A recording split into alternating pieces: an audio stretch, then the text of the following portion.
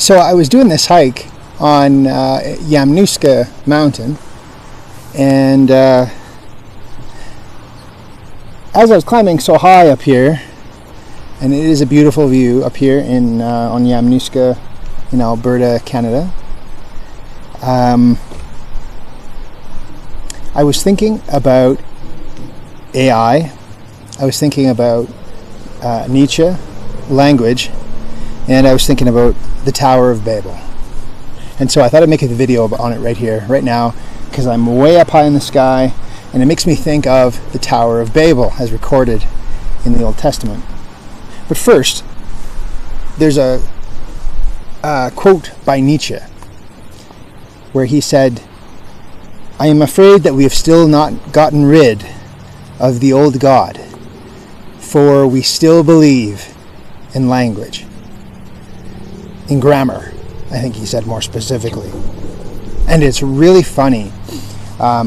It's kind of shocking these days. How many people are not familiar with the specifics of the story in the Old Testament called the Tower of Babel? This is an iconic story. And I think it is directly relevant to the idea of AI and what's going on in the world now. And here I am up high after doing this hike, and it's like what men tried to do. They tried to build a tower up to the heavens. They wanted to be like God. And so they wanted to build a tower up as high as they could go. And it's funny because in the Bible it says that God says if these people keep working together, they might be able to, nothing will be impossible for them. They will indeed, this will be a problem. Basically, if you read the text, go read it in the Bible. It's really interesting. And so what does God say? He says, let us confuse their language, right? So as they're climbing, everyone all of a sudden thought they knew each other, but then it's like they're speaking different languages. And the whole project collapses, not because of their inability to build, but because now they're confused. They don't speak the same language. And it's funny because what's going on in the world right now, in my opinion, it's a Tower of Babel 2.0, right? Where and that's typified by groups like the World Economic Forum and all that kind of stuff. What are they doing? They're reaching, right? They think they can control, or they think they can build the ultimate tower, far bigger than the original Babel, right? And so, but in order to understand what's going on in the world, if you can look back and see that this has been tried before, just on a smaller scale, what was going on right now will make a lot more sense, and it will also make more sense why it must ultimately fail. And it goes back to that original quote I said about Nietzsche, which is that Nietzsche said, we for all our secular pretensions, and we claim to be so rationalistic, right?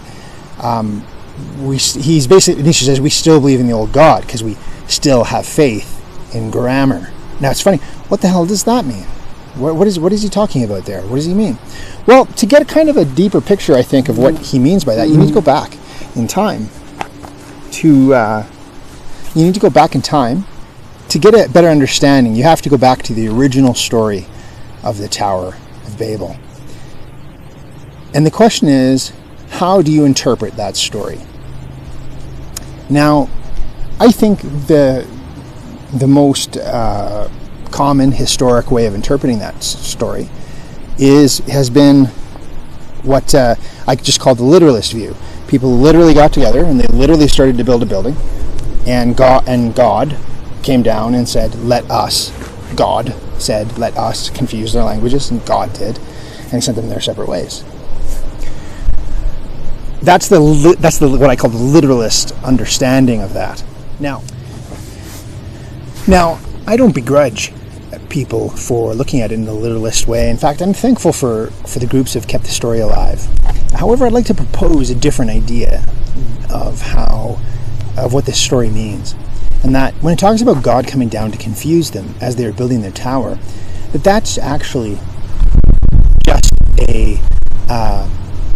metaphorical, or that's a bad word, metaphorical, metaphysical, metaphorical way of describing a process that happened, which is that humans work together for a while thinking that they understand exactly what each other means, that they talk as if they use words together in the same way, and they've done that for so long that on a social level that they think they have a common understanding between them. However, as mankind travels higher and higher and higher to a new level, more higher and higher peaks, as mankind gets there, he continues using these old words that he did in different social circumstances, and he discovers that at this new level, that the words that he was using down there to describe a certain process no longer apply up here, right? And so, take language, for instance. So, Nietzsche said that language, the history of language is the history of abbreviation, right? Essentially, language is a social convention invented for communicating between humans. It's a social language. At the end of the day, language, human language, any language, English particularly, is not meant to program AI. It's not meant to program robots. Now, the question of AI in general, whether AI is actually AI, whether it's actually intelligence or not, I would argue that it's actually not intelligence at all. That it's just a hyper-efficient information amalgamator, I would say it like that, or an hyper-efficient internet scraper, hyper-efficient data scraper, amalgamator. It's just, before you used to be able to, you'd go and do a Google search, right? And you'd look for certain information. You just have to scroll. You scroll through different, you know what I mean? Now it's so hyper efficient that it just grabs the information and it so efficiently gets the heart of the matter of what you're looking for, and it puts it right there in front of you. So you don't have to scroll through so many websites to find what you're looking for. Now, does that mean, though, that the AI is intelligent? No, I don't think it does. Yeah, it just means that it's super efficient. Now it's just hyper efficient at doing what it's always done, right? Now, here's the problem, though. When you start using this coding language that you've always used for robots, for AI, for artificial intelligences, right? You start using it at a different level, a different plane. You start using human social language to program a bot. You see, human language facilitates not just communication, ideas, but it's also loaded with emotions. Words are loaded with emotions. And the great shock, I think, that a lot of people haven't realized yet, and I think a lot of people will realize it, is that we think we all mean the same thing when we use the same words. But what people are starting to realize is that we don't. We do on social levels, certain social levels, we use words to describe things, and it gets us by, it helps us communicate an idea quickly, efficiently. But on a more absolute level, on a broader level, on a higher level, no, we don't agree on the basic definitions of words. Take, for instance, I think probably one of the most problematic words, misunderstood, not at all agreed upon meaning, is the word religion. People think they know what they're talking about when they say religion, right?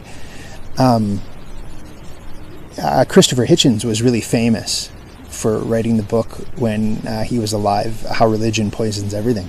And it's so funny looking back now. Of course, that seems entirely silly to me now, that book. Not because he's right or he's wrong, but because he didn't take the time to very sharply define precisely what he means. And this is ultimately, our laziness in words is ultimately going to be our downfall, particularly with AI. right? We're using words that are meant for human social circumstances. We're programming it into robots.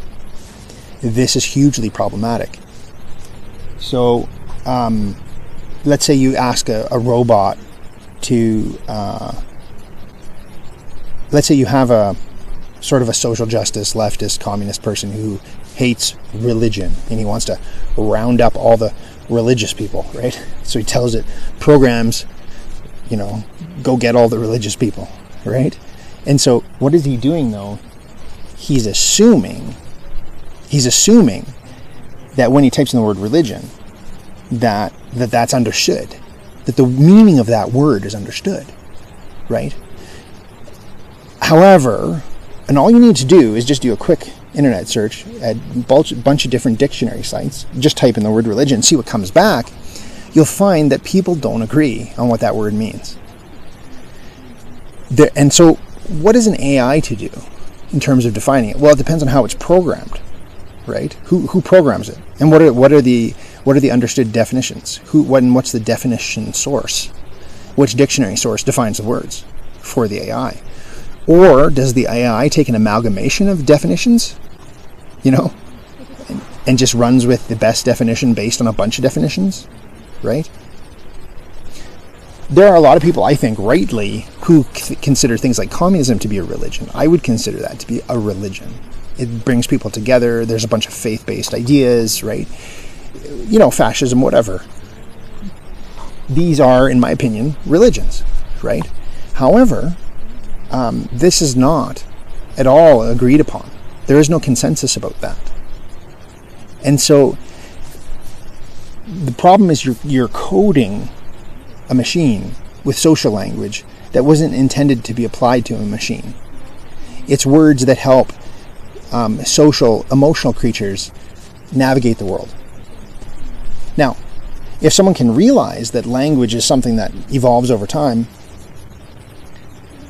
well, that's fine. To fit social needs or whatever, that's fine. And so you use it to the best you can, recognizing its limitations, right? But does the average nerdy AI programmer, when he programs the AI, does he know this? Does he know what he's doing? Has he thought deeply about things? I doubt it. And so what's going to happen? All these huge, billionaire techies.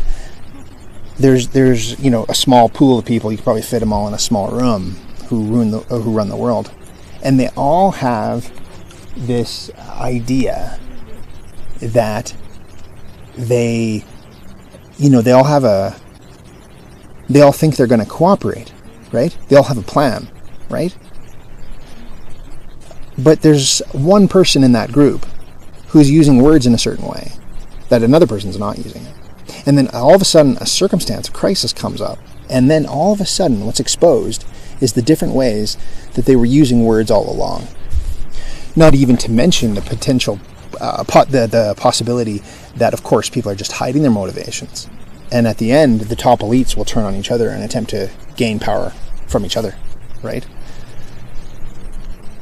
They'll have an agreement and then someone will go back on that agreement, right?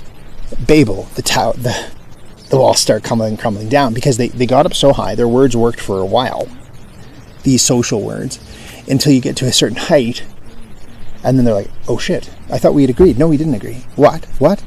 How did you program this AI? And what was that specific thing that you did here? What? What do you mean by that? Oh, that's not what I thought. All of a sudden it's this discovery. Holy shit, we don't agree. And then the whole thing cascades and it goes to shit. That's the Tower of Babel. And so this is just a video to encourage you to think about the real danger of AI, which is not AI. I personally don't think AI will ever become intelligent. I don't think we're fucking around with machines and with human brains without even being able to define what consciousness is. Like, all you have to do is just a simple search and you'll realize no one agrees on what that is.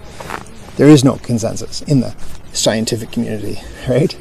And yet they're fucking around with it, in humans and in robots. Everyone brings their own prejudice to the table. And in the same way, that Hitler's prejudice, his megalomania, was eventually his undoing. So it will be with this case. However, in the process of the unraveling of these people discoveries that they thought they agreed with each other, but they didn't. Within the process of that, a lot of lives will be lost and a lot of damage will be done. This will be the rising and falling of Babel 2.0.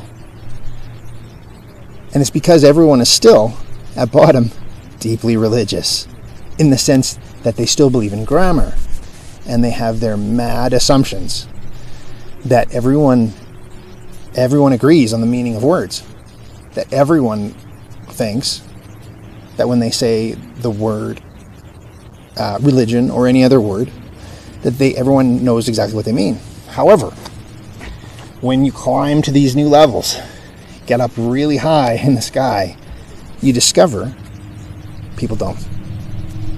And then it all unravels.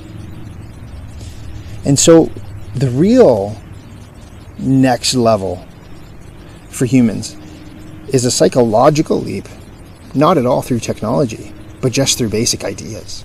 People spreading ideas on the internet. That's the real next leap. Not advancements anymore in technology or anything like that, because everything's becoming too intrusive. The internet's turning into too much of a dick. I came of age when YouTube first existed. Like, I came of age as an adult, I mean. Like, I turned 19 or 20 when I remember the golden age of the internet, and I can promise you it is not anymore. It's something darker now. And so the next evolution for humanity, or to the Übermenschen, is not at all through technology, not at all through politics, government, anything like that. It is solely through ideas. So I would encourage you to get off of if you're on it, get off the Babel 2.0 bandwagon, because it's coming down. Like I've said in other places, Klaus Schwab is an accidental prophet. He will be proven right in a sense, but not in the way that he means. So he'll weep bitterly when he sees his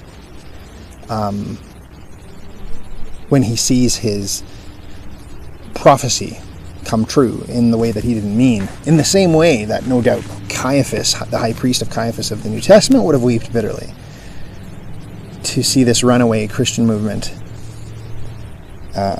gain supremacy, which is not at all what he meant. And so